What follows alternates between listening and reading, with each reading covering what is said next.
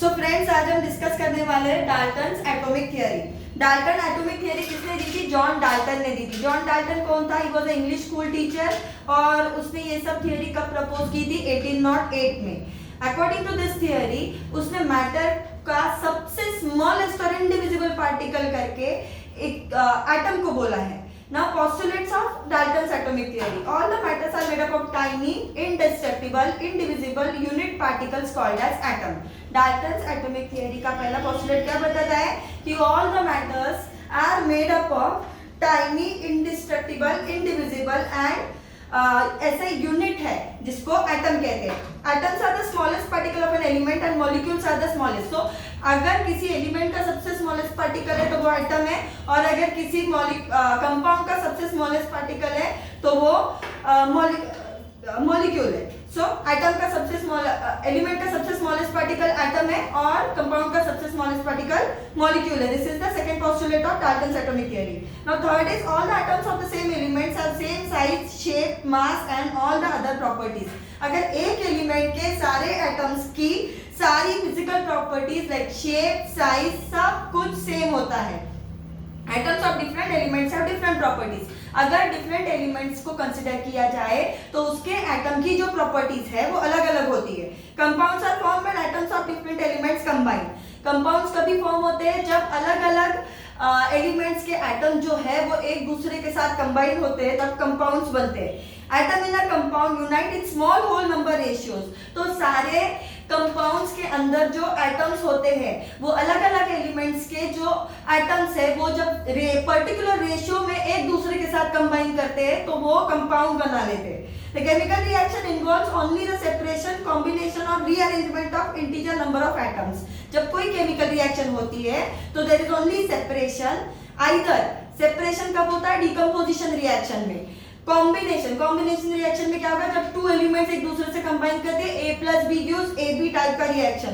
और rearrangement of atoms in the of integer number of atom, उसमें क्या होगा? A plus displacement, double displacement type की reaction उसमें कवर होती है। During a chemical reaction atoms are neither created not destroyed. जब भी कोई केमिकल रिएक्शन होती है तो उसके अंदर जो एटम्स होते हैं they are neither created not destroyed. Concepts of elements. अपने next point is to be covered is what are element, compounds, atoms and molecules. So element क्या होती है? It is defined as a substance which cannot be separated into simpler substance by any chemical process. किसी भी chemical process से हम किसी भी तरह से और ज्यादा सिंपलर सब्सटेंस में जब कन्वर्ट नहीं कर पाते हैं तो उस सब्सटेंस को हम एलिमेंट कहते हैं ना। एलिमेंट के कुछ प्रॉपर्टीज है। एलिमेंट का सबसे स्मॉलेस्ट पार्टिकल होता है atom. Elements are divided into two groups, naturally occurring elements and artificially synthesised elements. Natural total number of elements कितने हैं? 118। आउट ऑफ दैट 92 एलिमेंट्स जो होते हैं वो नेचुरली ऑकरिंग होते हैं और 26 एलिमेंट्स जो होते हैं वो लैबोरेटरी में सिंथेसाइज किए हुए हैं। Most of them are solid, 11 of them are gases and only 2 are liquids. Now the most abundant element on the earth's crust. Now this is point to be remembered कि earth crust पे सबसे ज्यादा amount में कौन सा element present है? Oxygen. Artificially synthesized elements have a very short life as they break up into more stable lighter. तो जो एलिमेंट्स आर्टिफिशियली लैबोरेटरी में सिंथेसाइज होते हैं उनकी लाइफ जो है वो बहुत शॉर्ट होती है और उनकी शॉर्ट लाइफ के बाद मतलब what happens after two them, वो अपने और ज्यादा लाइटर और स्टेबल एलिमेंट में कन्वर्ट हो जाते हैं। एलिमेंट्स का और ज्यादा क्लासिफिकेशन किया जाता है into metal, non metal and metalloids.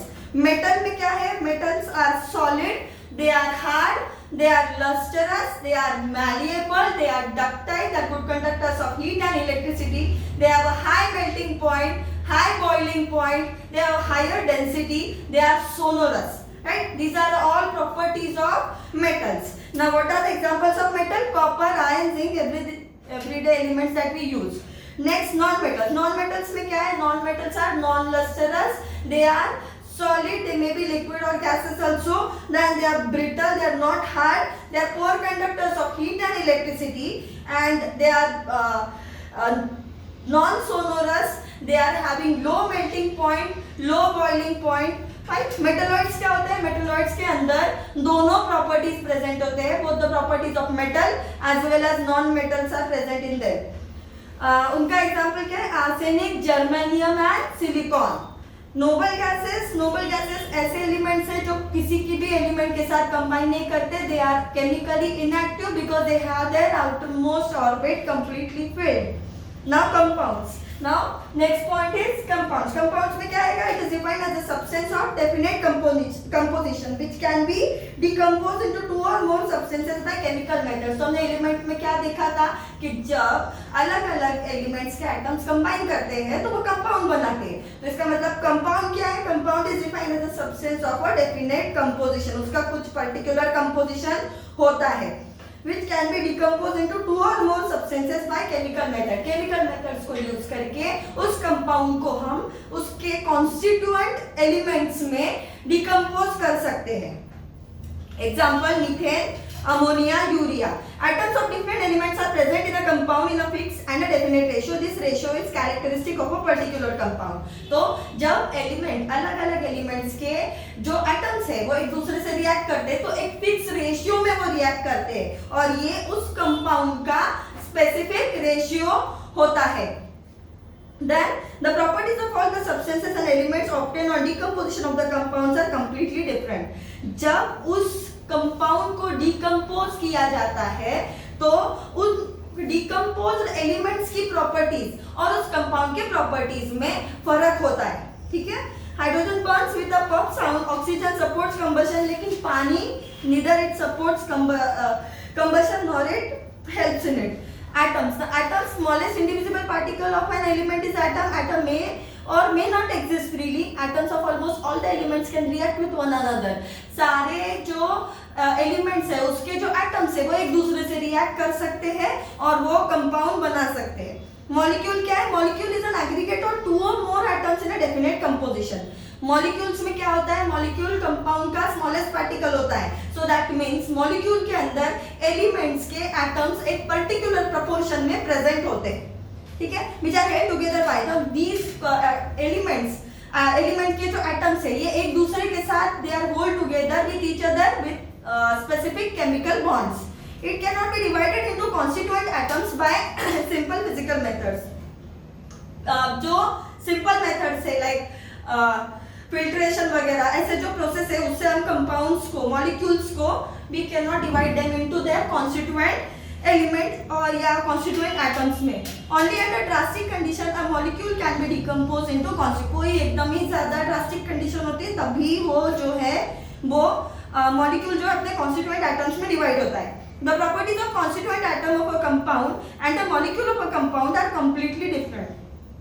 जो constituent atom of a compound है और मॉलिक्यूल ऑफ अ कंपाउंड है, दैट इज वही पॉइंट हो गया कि एलिमेंट्स की जो प्रॉपर्टीज है और कंपाउंड मतलब जो कंबाइनिंग एलिमेंट्स है उसकी प्रॉपर्टीज और उन एलिमेंट्स की कॉम्बिनेशन से जो कंपाउंड बना है उसकी प्रॉपर्टीज, दोनों में फर्क होता है। Fine. Now molecules are monoatomic, diatomic or polyatomic। Monoatomic molecule that means only one atom is present। Then diatomic molecules यानी two atoms और polyatomic में more than two atoms present होते हैं। Now monoatomic में क्या होगा? There are noble gases, कुछ metals है, कार्बन, सिलिकॉन एक्सेट्रा, इस सब का एग्जाम्पल है। Then diatomic में क्या है? Hydrogen, oxygen, nitrogen, the same thing which is present twice। Then polyatomic में क्या होगा? phosphorus। Now there are more than two, that is phosphorus 4 times है, sulfur 8 times है। Now atomic and molecular masses। In 1961 International Union of Chemists selected a new unit for expressing the atomic masses। They accepted a stable isotope of carbon with the mass number of 12 as the standard of comparing। So whenever we count any mass, we have to put something to count it with respect to what we are counting the mass। So international जो भी लोग थे उन्होंने क्या decide किया कि we are going to select carbon का जो 12 नंबर का आइसोटोप है उसको हम सिलेक्ट करेंगे और उसके रिस्पेक्ट से हम बाकी सबके मासेस जो है वो काउंट करेंगे। ठीक है, atomic mass is the relative mass of an atom of an element as compared to the mass of an atom of carbon 12 taken as 12। Atomic mass का फॉर्मूला क्या है? mass of atom upon 1/12 mass of a atom of carbon. Atomic mass का formula क्या है? Mass of an atom divided by 1/12 mass of a atom of carbon 12. One atomic mass unit is equal to 1 point, ना ये value जो है वो याद रखनी पड़ेगी, 1.66056 1.66056 into 10 raised to -24 gram. This is at one atomic mass unit. Mass of hydrogen gas, अभी बाकी सबको कंपेयर करना है तो उसका mass divided by this number. Then mass of oxygen भी कंपेयर करना है तो mass of that oxygen divided by this one atomic mass unit का number. Recently the unit of atomic mass is AMU is replaced by U known as unified mass. So nowadays AMU नहीं use होता है, बस U होता है. Earlier it was atomic mass unit, now it is just unified mass. Now gram atomic mass. Gram atomic mass क्या होता है? It is the quantity of an element whose mass in gram is numerically equal to its atomic mass. Gram atomic mass क्या होता है? Gram atomic mass क्या होता है? It is the quantity of an element whose mass in gram is numerically equal to the atomic mass. Fine.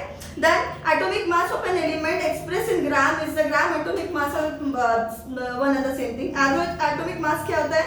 Majority of the elements occur in the nature as mixtures of several isotopes. So maximum जो elements होती है वो अलग अलग isotopes की mixture आती है. So isotope क्या होता है? Different atoms of same element possessing different atomic masses but same atomic number. तो अभी average relative mass depends upon the isotopic composition, मतलब उस पर्टिकुलर एलिमेंट का नेचर में जो एटॉमिक मास है वो उसका एवरेज मास होगा सारे आइसोटोप्स का. The best way to define the atomic mass of an element is to determine the atomic mass of each isotope separately and then combine them in the ratio of their proportion of occurrence. इससे क्या निकलेगा? Average atomic mass निकलेगा. So best way to define the atomic mass क्या है कि हर एक isotope का जो एटॉमिक मास है उसको अलग से